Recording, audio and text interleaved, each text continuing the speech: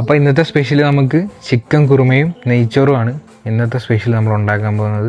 Full work ഇന്ന് നമ്മുടെ സ്വന്തം ജിജുവേട്ടനാണ് ചെയ്യുന്നത്. ഞാൻ ചേട്ടൻ ജസ്റ്റ് ഹെൽപ്പ് ചെയ്യുന്നത് മാത്രമേ ഉള്ളൂ. അപ്പോൾ ആളിന്ന് മലപ്പുറം സ്റ്റൈലാണ് ഫുഡ് ഉണ്ടാക്കുന്നത്.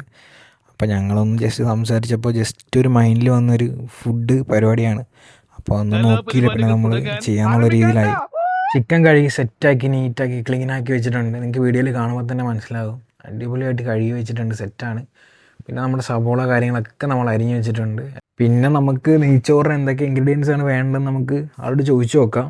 ക്യാരറ്റ്, പച്ചമുളക്, പിന്നെ പട്ട, ഗ്രാമ്പു, പൂവ്, ഏലക്കായി, നാരങ്ങ പിഴിഞ്ഞ് നാരങ്ങയൊക്കെ പിഴിഞ്ഞ് സെറ്റായി. അപ്പോൾ നമ്മൾ നേരെ റൈസ് ഇടാൻ വേണ്ടിയിട്ടുള്ള പരിപാടിയാണ്. അപ്പോൾ ജസ്റ്റ് ഞാൻ ഓപ്പൺ ചെയ്തു. അപ്പോൾ ആൾ റൈസ് ഇടാനുള്ള പരിപാടിയാണ്. എനിക്ക് വീഡിയോയിൽ കാണുമ്പോൾ തന്നെ മനസ്സിലാവും.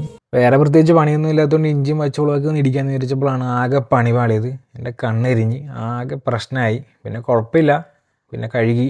പിന്നെ നമുക്ക് സംഭവങ്ങളൊക്കെ സെറ്റായിട്ടുണ്ട്. നമ്മുടെ കിഴങ്ങും സബോളയും നിങ്ങൾക്ക് വീഡിയോയിൽ കാണുമ്പോൾ തന്നെ മനസ്സിലാവും. അപ്പോൾ നമ്മൾ ഓൾമോസ്റ്റ് എല്ലാ സാധനങ്ങളും സെറ്റാക്കിയിട്ടുണ്ട്. നമ്മൾ ചിക്കൻ കറി വെക്കാൻ വേണ്ടിയിട്ട്. ചിക്കൻ കറിയല്ല, ചിക്കൻ കുറുമയാണ് വെക്കുന്നത്. പിന്നെ കറിയിൽ ചേർക്കാനായിട്ട് കുറച്ച് തേങ്ങാക്കൊത്ത് അരിയാന്ന് വെച്ച് വളരെ നൈസായിട്ടാണ് തേങ്ങാക്കൊത്ത് ഇടുന്നത്.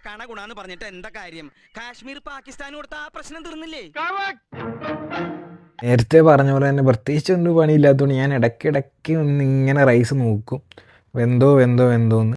റൈസ് വെന്തിട്ടുണ്ട്, നിങ്ങൾക്ക് വീഡിയോയിൽ കാണുമ്പോൾ തന്നെ മനസ്സിലാവും. നല്ലപോലെ ആവിയൊക്കെ പറക്കുന്നുണ്ട്. പിന്നെ നമ്മൾ ആ പാത്രത്തിൽ നിന്ന് നേരെ വേറൊരു പാത്രത്തിലേക്ക് മാറ്റുകയാണ്. കാരണം എന്ന് വെച്ചാൽ അതിനകത്ത് കുറച്ച് വെള്ളമുണ്ട്. ആ വെള്ളം ഒന്ന് പോകാൻ വേണ്ടിയിട്ടാണ് നമ്മൾ നേരെ വേറൊരു പാത്രത്തിലേക്ക് മാറ്റുന്നത്. അങ്ങനെ മാറ്റിക്കഴിഞ്ഞാൽ ഓൾമോസ്റ്റ് എല്ലാ വെള്ളവും തന്നെ ആ റൈസിൽ നിന്ന് പോകും.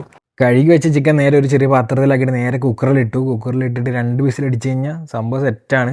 നമ്മുടെ ചിക്കൻ ഓൾമോസ്റ്റ് നല്ലപോലെ വേകും.